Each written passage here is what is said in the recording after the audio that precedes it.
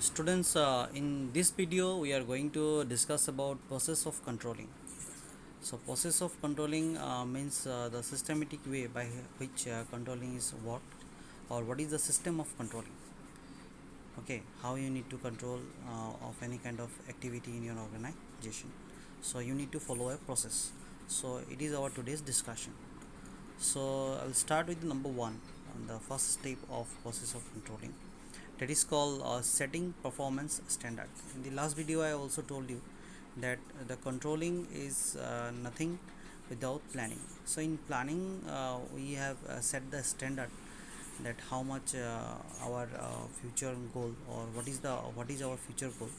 Like I have given one example that you set a goal of 95% in upcoming exam, but when you have your result is out, got only 93%, means your percentage is below your setting standard.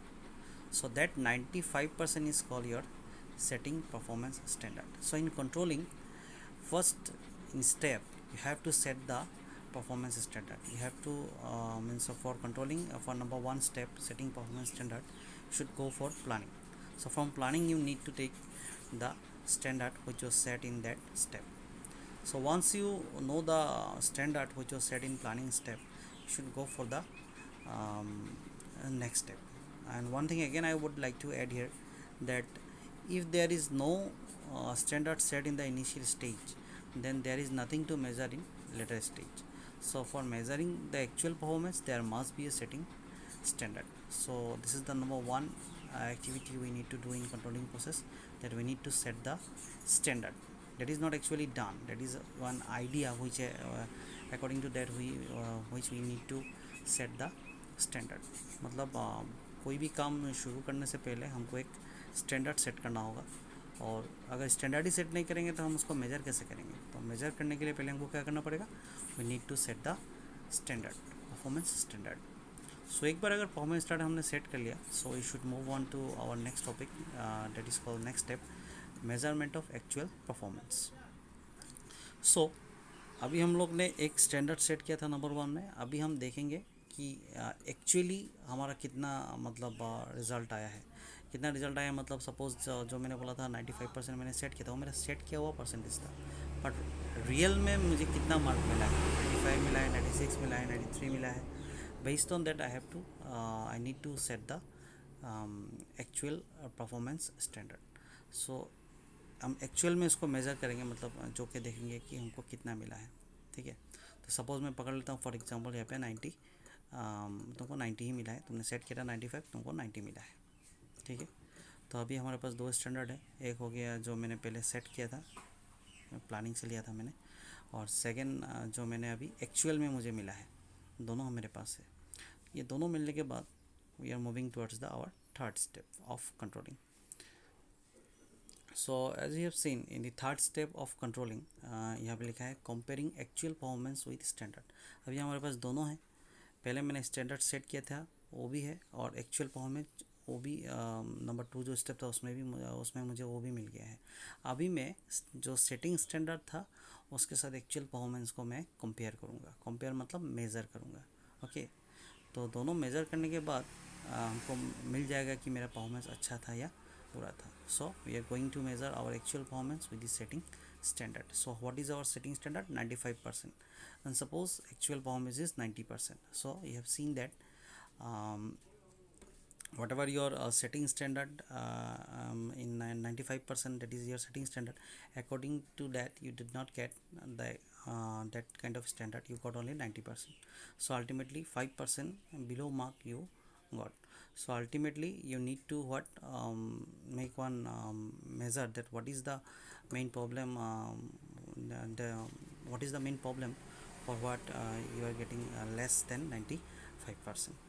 तो इसके लिए हमको ढूंढ के निकालना पड़ेगा क्या क्या कारण था जिसके वजह से मुझे 95 नहीं मिला, 90 मिला है. सो कंपेयर करने के बाद मुझे पता चलेगा. So I have to find out the deviation. Deviation means problem क्या क्या था. सो सारा प्रॉब्लम में एक के बाद एक जब हम लोग एनालाइज करेंगे तो एक एक प्रॉब्लम निकाल के आएगा. सो ये कब आता है, जब हम एक्चुअल परफॉर्मेंस को सेटिंग स्टैंडर्ड के साथ कंपेयर करते हैं. अंडरस्टूड. अगर यहाँ पे और एक बात मैं ऐड करना चाहता हूँ, सपोज़ मेरा 95 मैंने सेट किया था, 90 मिला है, मतलब मेरा कुछ प्रॉब्लम हुआ है, so I have to find out the problems और डिविएशंस। बट अगर मुझे 95 ही मिला है या फिर 96 मिला है, मतलब मेरा सब कुछ ठीक था और मुझे कुछ करने का ज़रूरत नहीं है, मतलब मेरा कंट्रोल सिस्टम एकदम परफेक्ट था। अंडरस्टूड? द स्टैंडर्ड मुझे मिला था 95% एकदम परफेक्ट था। So ultimately you can say that if it is as like your setting standard, your percentage is same, I mean to say that your actual performance and setting standard both are same, then your controlling system is very good. But if it is below then your setting standard, your actual performance is below than your setting standard, then you need to find out the division of that problem. Okay, so next we move towards another point, that is called analysing deviations. तो मैंने पहले ही बोल दिया था कि क्या क्या problem आया था उसको हमको डिवीजन करना है, क्या क्या डिवीजन है उसको हमको अच्छे से ढूंढ के निकालना है। So analysing deviations, so in this stage you have to find out that मैंने जो गलतियाँ किया था, सपोज़ मैंने एक प्लानिंग किया था ना 95% के लिए मुझे ये करना पड़ेगा, तो मैंने जो किया उसमें मेरा क्या गलती रह गया वो मैं ढूंढ के निकालना पड़ेगा। सो जब मैं ढूंढ के निकालूंगा, in that time I went to know that मैंने क्या क्या गलती किया था। सो इसको बोलते हैं एनालाइजिंग द डिविएशंस, प्रॉब्लम को एनालाइज करना, डिस्क्राइब करना। तो एक बार प्रॉब्लम को जब डिस्क्राइब करते तो उसका मेन कारण निकल के आता है, उसका मेन कॉजेज़ निकल के आते हैं, उसके बाद हमको उसका सोल्यूशन ढूंढना पड़ता है। सो उसके लिए हमको जाना पड़ेगा step number 5, taking corrective action. Taking corrective action in easy sense it is called finding the solution of the deviation. So जो मैंने गलती किया था उसको मुझे ढूंढ के निकालना है, और गलती के बाद उस गलती को कैसे दूर करूँ उसके लिए मुझे करेक्टिव एक्शन लेना है। एक बार करेक्टिव एक्शन ले लिया, सो इन फ्यूचर में जाके वही गलती मेरा दोबारा नहीं होगा। जब मैंने 95% सेट करूँगा तो मुझे 95% ही मिलेगा। So that's why taking corrective action is very much important for your future action. So that is called these 5 steps come under controlling process. Okay, again I repeat it. Number 1, this called setting performance standard। पहले हमको एक standard set करना होगा। Number 2 में हमको उसके measurement of actual performance, अभी actual में जो हुआ है उसको मेजर करना पड़ेगा। फिर नंबर 3 में जो एक्चुअल था और जो सेटिंग था दोनों को हमको कंपेयर करना है, कि अगर कंपेयर में देखा गया है कि अगर एज इट इज़ मिला है तो मतलब तो परफॉर्मेंस बहुत अच्छा था और कंट्रोलिंग प्रोसेस भी बहुत अच्छा है, और अगर देखा जाए कि नहीं परफॉर्मेंस वीक है, तो हमको नंबर 4 में जाके क्या क्या प्रॉब्लम आया था उसको ढूंढना होगा। We have to analyse the deviations. So analyse करने के बाद हमको पता चलेगा कि क्या क्या गलती हुआ है, कहाँ कहाँ पे गलती हुआ है। एंड नंबर 5 में उसके बाद उस गलती को निकाल के उस गलती को हमको दूर करना है। We should take some measure और we should take some corrective action to rectify the deviations. तो उसके बाद नेक्स्ट बार जब वही काम हम दोबारा करेंगे तो हमको अच्छा रिज़ल्ट मिलेगा। सो इसी को बोलते हैं कंट्रोलिंग प्रोसेस, जो एक के बाद दूसरा आता है। यहाँ पे मैं कंक्लूज़न में और एक बात ऐड करना चाहता हूँ। देखो, ये कंट्रोलिंग जो प्रोसेस है ना, प्रोसेस मीन्स सिस्टमेटिक वे, तो तुम उसको कभी चेंज नहीं कर सकता है। अगर एग्ज़ाम में आए कि explain the process of controlling और तुमने लास्ट वाला पॉइंट पहले लिख दिया और पहले वाला पॉइंट लास्ट में लिख दिया, तो अल्टीमेटली तुम्हारा ये रॉन्ग हो जाएगा। ठीक है, तो जैसे दिया गया है नंबर 1 से नंबर 5 तक तुमको एज इट इज़ एक के बाद एक लिखना है, और ये जो मैंने पॉइंट्स दिया है उसको लेके तुम नोट भी बना सकता है। द क्वेश्चन आएगा कि explain the process of controlling.